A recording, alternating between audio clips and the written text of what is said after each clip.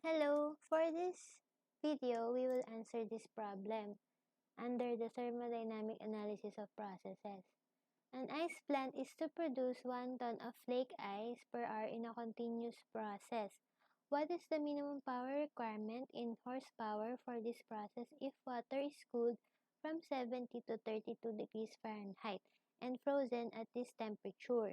Heat rejection is at 70 degrees Fahrenheit and the latent heat of fusion of ice at 32 degrees Fahrenheit is 143.3 BTU per pound.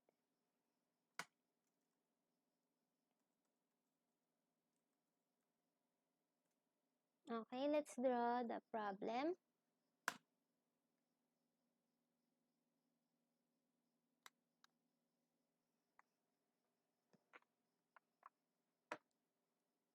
Let's draw the problem. So, it starts as a liquid, yung water natin. Then,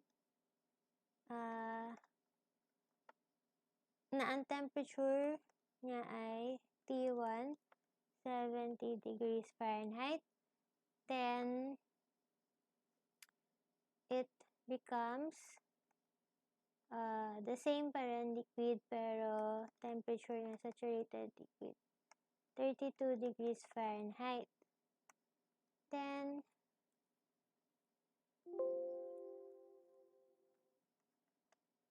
magiging siyang solid yung ice.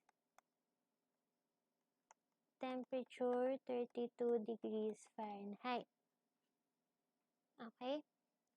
And ano yung change dito? Yung sensible heat. Dun sa first step, no, mayroon tayong sensible heat. Label natin na delta H lang siya. Tapos dito sa next, ang change na dito is yung latent heat. And that is the delta H of fusion. Okay, delta H of fusion. Yan. Okay, ano pa yung given? Meron tayong mass flow rate na 1 ton per hour, which is 2,000 pounds per hour. And meron tayong surroundings na 70 degrees Fahrenheit. Ang required is yung work minimum in horsepower. So, let's use the equation. This is a work requiring process. Let's use the equation. So, for a work requiring process, yung work ideal mo, that's the work equal to the work minimum. Diba? For a work requiring process. And that is equal to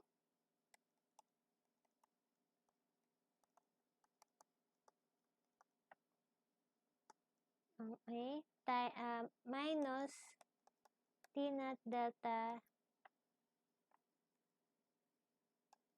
MS, yung delta S natin, times the mass. Okay? Pero let's assume na negligible to. Okay? Now, yung delta H kasi natin ng buong process, equal yan doon sa sensible na delta H plus yung delta H of fusion. Okay? And, for the delta H na sensible heat, which is the first step, equal lang yan sa Cp dt. Let's assume na it happens at 1 pressure.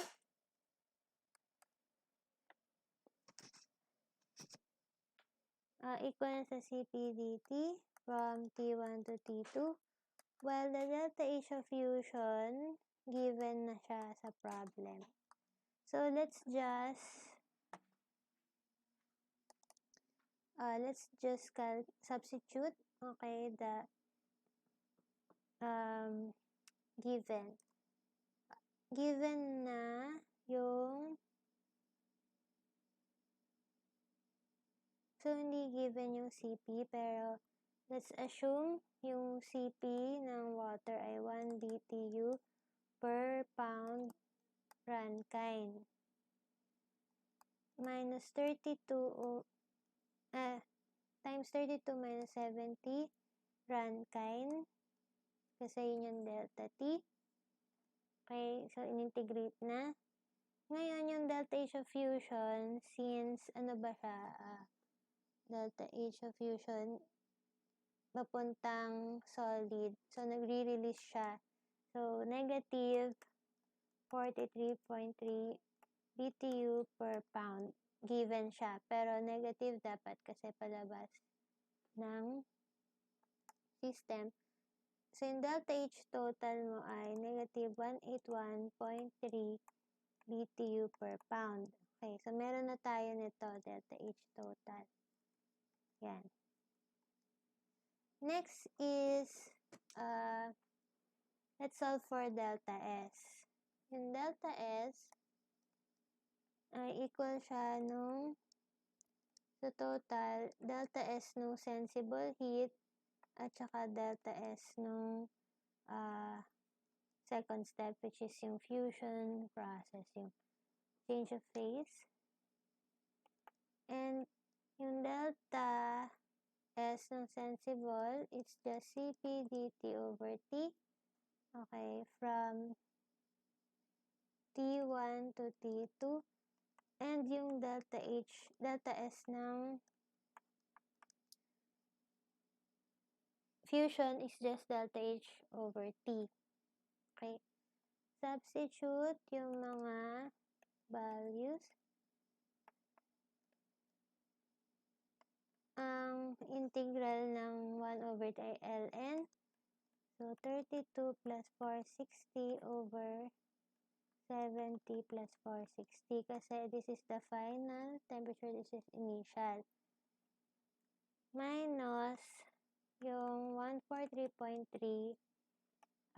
BTU per pound over T na 32. 32 plus 460 rankine. So, ang unit nito ay BTU per pound rankine, and that is negative 0.3656 BTU per pound rankine. Therefore, yung work ideal mo, balik natin dun sa equation, may work ideal mo ay negative 181.3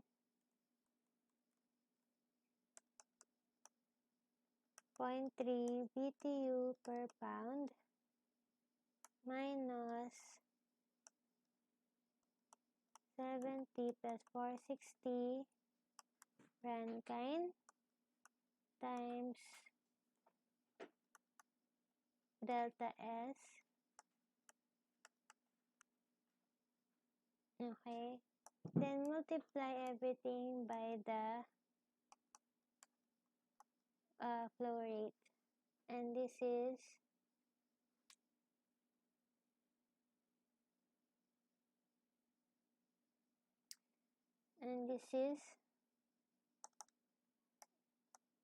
positive BTU per hour times 1 hour is 3,600 seconds. Convert to HP.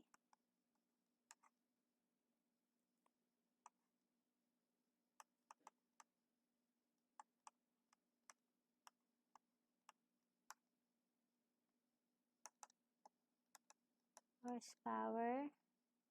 Positive since work is required.